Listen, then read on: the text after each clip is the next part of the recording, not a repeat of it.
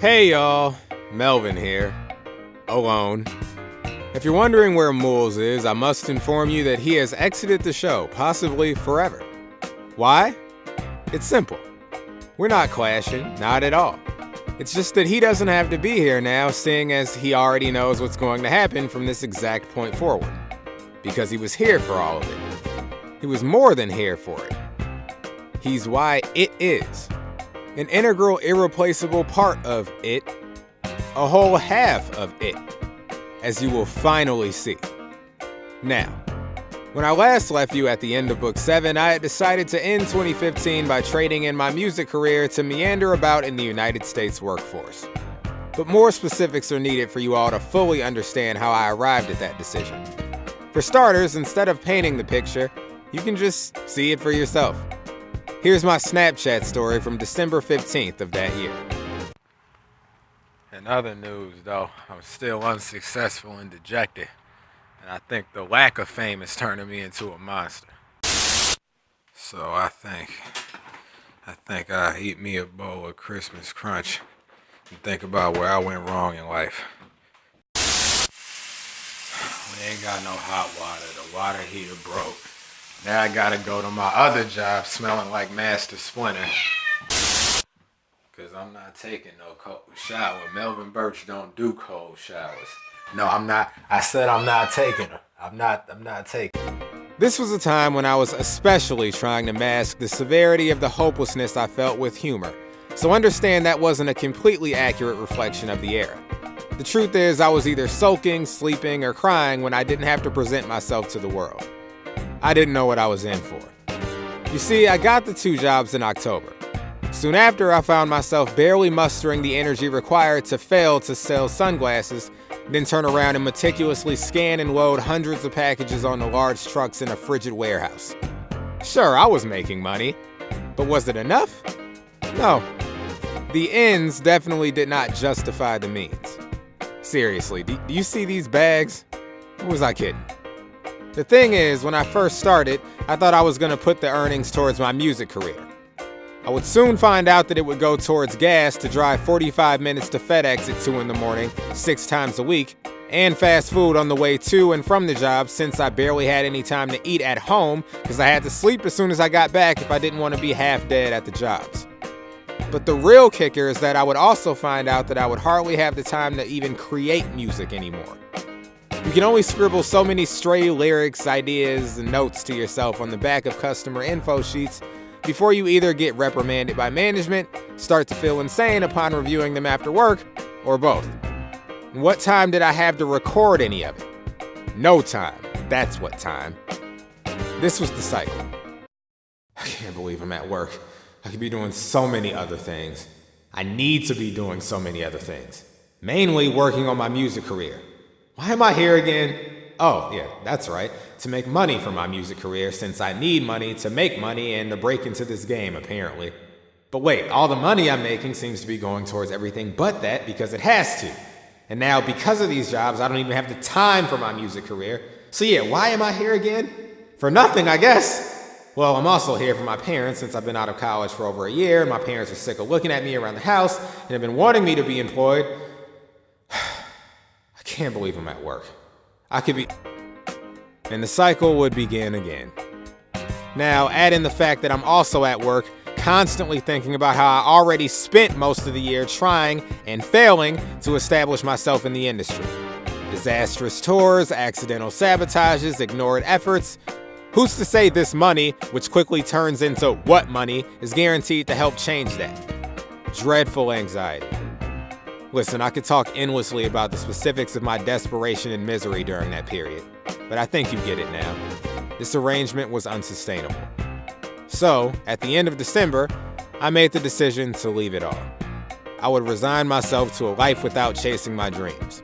I told myself I was fine with living out the rest of my days, selling eyewear at Sunglass Hut and shipping your ridiculously heavy Christmas gifts at FedEx. But I wasn't fine. And not because there was lint in my hair. A week into retirement, I was loading one of those trucks and it hit me. I couldn't live like that. It was killing me inside. It felt like my very soul had an aversion to what I was doing. I had to stop. I decided I'd rather die unsuccessful than live without trying. So I made the only logical move at that point. I quit both jobs by lying and telling them I had to because my dad was being stationed in Florida soon and we had to move. I mean, they had no reason not to believe me. I was free. Granted, my career situation was still bleak, but the hopelessness that was brought about by working those jobs would now start to subside. And I had learned something about myself during the whole experience. I couldn't not do this. So, with my free time back, I could now get myself back on track. But that would be a large task. Those few months had corrupted me, so to speak. Because I had little to no time to create, any time I did have was spent concerned with trying to figure out what I could create that would have maximum impact. Things that could blow up overnight. I was basically trying to microwave my career, because I felt like I had to. I had precious little time, therefore I couldn't waste that time making anything that didn't work out of context. I wanted the heavy hits, no jabs. So I chased them. But now that I had my time back, I was able to really look over this stuff. And a lot of what I found left me ashamed. I'd lost the essence of what I was in it for. I lost a lot of what I felt that only I could bring to the table. I'd lost direction. So, what would I do? How would I correct course? How would I find myself again? And how would I be myself better than ever? The answer? For once, it's simple. One word. Mules. People, if my career is a film, then you've just reached the most crucial part. This is where everything changes. This is where business picks up. When you last saw Mules, it was the summer of 2015. We finally met in person for the first time at Daniel's house in LA after 5 years of friendship built on the internet. Now, it was early 2016. The jobs were freshly quit, the career was in disarray. So, I made a phone call. And that call would be the genesis of everything that I've done since. When I called Mules, I was seeking guidance. Mules was someone who'd been following my career from pretty much the start, and thus, a trusted and valued voice, a trusted friend, and a fellow artist. So I asked for his help. Initially, I wanted him to come in and help me make sense of what I've been making for the past few months, because for the first time, I felt lost in my own sauce. As you can probably guess, he agreed. At the time, I was planning a few projects. I specifically asked Mules to come aboard and basically executive produce them. This was the first time in my career that I would really let someone help with and guide my creative process. I sent him what I had and he got to work immediately. Soon I received notes. He told me which songs he felt were strong, which songs he felt could be reworked, which songs he felt should book a one-way ticket to the cutting room floor. Now, with that said, here's something comical. There's a song from this period that I sent to him that has become a running joke between the two of us. The name of the song is Got Lost. It was on one of those projects I was planning. By the way, Daniel, if you're watching, this was potential artwork for that project for the sole reason that you're aggressively ugly. Anyway, at the time I thought it was a hit. Like top of the charts worthy. And for a short time, so did Mules. Looking back? Nah. In the sea, stupid, you famous, start living. But how when I did all of this, so you would wanna be Mrs.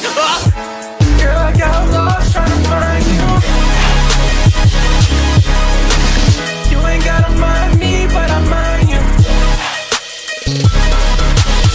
'Cause I can't shake it, I can't help how much I felt. I hope you well, maybe I'll see you, time will tell. I kid you not, Mules has been giving me hell for whatever sound I made going into the hook for years now. Anyway, I shared that only to prove that much of what I was working with at the time was kinda repug. So don't think you missed anything. Now, back to the story. Shortly after that fateful phone call and Mules setting in on helping me, I would make another fateful phone call because luckily I came to a realization. Why be married to a bunch of stuff I'd made during a period where I'd lost focus and integrity? I called Mules and explained my full state of affairs. I didn't know where I wanted to go or what I wanted to do with my art, and that was new for me. My desires were all over the place. Make immediate contemporary music, make music that meant something to me, continue to experiment, be my naturally odd self. No, tuck all of that in and make something for the masses so I can finally make a living. I didn't know what I wanted, but most importantly, I knew I needed to just get back to work, to get back into the groove of just creating, and sort it all out later with Moles' help, because the hassle of employment had both slowed and perverted production. I laid it all out. He listened. And then, stop the tape. This is what's gonna happen. You have until Thursday to prepare yourself for the 8th wonder of the world. Actually, it won't be a wonder when I'm done, because I'm pulling back the curtain. You will learn how everything has been getting made here at Melvin Burch headquarters. You will learn the ins and outs of this operation. You will come to know the full power of Moles. On the next episode of This Is Melvin, I will be introducing the world to the Matum.